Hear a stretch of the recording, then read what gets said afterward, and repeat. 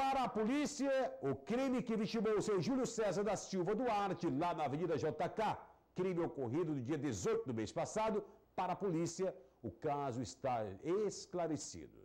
Já quanto ao veículo que fora utilizado pelo colega do fatalizado, o veículo que está hoje no trevo de acesso à ponte do Afonso Felipe Gregory está lá abandonado. De quem é o problema? Afinal de contas, a quem pertence aquele veículo? A nossa reportagem foi atrás dos detalhes. Tudo pode ter começado no dia 16 de novembro do ano passado, quando foi preso Júlio César da Silva Duarte, de 36 anos, com uma pistola 9mm de uso exclusivo das Forças Armadas colombianas. Além da arma de uso restrito, com ele foi encontrado várias folhas de cheque que estavam em nome de outra pessoa e ainda joias. Sob fiança ele saiu e no dia 18 de dezembro do ano passado, mais um assassinato em Imperatriz. 2 homens em uma moto Bros de cor vermelha pararam ao lado da caminhonete e conversaram por alguns instantes com Júlio César. E depois efetuaram vários disparos contra ele. O mesmo morreu no local. Os elementos acertaram também o companheiro dele que estava ao seu lado. O mesmo abriu a porta do veículo, se embreou no matagal e conseguiu fugir. Logo à frente, às margens da BR-010, pegou uma carona. Aí começou outra novela, só que da vida real. O veículo que socorreu Fábio Santos para o socorrão municipal desviou sua trajetória. Depois do mesmo observar que poderia ser um dos elementos, ele pegou no volante e conseguiu capotar o veículo na rotatória de acesso à ponte Dom Felipe Gregory. O principal suspeito de ser o mandante do homicídio e também da tentativa de homicídio ocorrido ali na Avenida JK, que estaria dentro deste veículo, continua desaparecido. O que mais chama a atenção é o veículo, que agora já está depenado, sem as rodas e sem alguns acessórios que havia neste carro.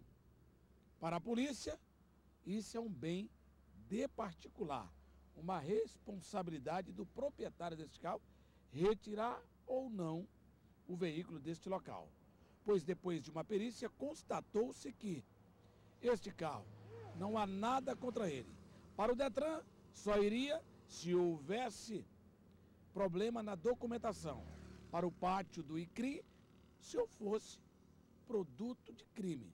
Como não há nenhuma restrição contra este veículo ou esta sucata que estou de veículo, passa a ser um bem de particular sem nenhuma restrição. O delegado regional de Imperatriz, Dr. Assis Ramos, que está em viagem para São Luís, nos informou em off que o proprietário ou o condutor deste carro tem prisão preventiva decretada pela polícia. Para a Polícia Civil, ele é o principal suspeito de ser o mandante do homicídio e da tentativa de homicídio ocorrido na Avenida JK. Quase nada resta no veículo. A polícia, para identificar a motivação da violência, precisa encontrar o condutor do Ford Ka, que já é considerado foragido de justiça. Quero aqui agradecer ao nosso repórter, companheiro Valdinez Lima, por dirimir algumas dúvidas em relação a este caso. Primeiro, me dá aqui a caminhonete, me dá aqui na minha tela, na minha telinha aqui, a caminhonete desse caso, do mesmo caso. Nesta caminhonete estavam 2 pessoas. Apareceram 2 homens e atiraram no motorista e também no passageiro. O motorista está morto. Aliás, o motorista esteve preso há pouco tempo, com joias, relógios, dinheiro, não é? Que é esse rapaz aqui. Certo? O companheiro dele conseguiu sair da caminhonete, chegou até a Belém, Brasília, pedindo socorro, adentrou num automóvel que hoje está jogado lá da via de acesso à ponte Dom Afonso Felipe Gregório. Me dá esse carrinho, por gentileza, esse carrinho branquinho que está jogado lá daquele buraco, às margens da rodovia, da via de acesso Dom Afonso Felipe Gregório. Está aqui, bem aqui. Opa, maravilha! Este é o veículo. É o automóvel que está abandonado. Esse veículo, ele tinha pneus, esse veículo, ele tinha som, ele tinha bancos, esse veículo estava inteirinho. O elemento que saiu daquela caminhonete que eu mostrei agora há pouco, pedindo socorro, de repente chega na BR-010, encontra com o condutor desse veículo aqui, me dá uma carona, pelo amor de Deus, estou querendo me matar, tem 2 homens de moto ali que querem me matar. Já tinham matado o companheiro dele. Aí entrou nesse veículo aqui.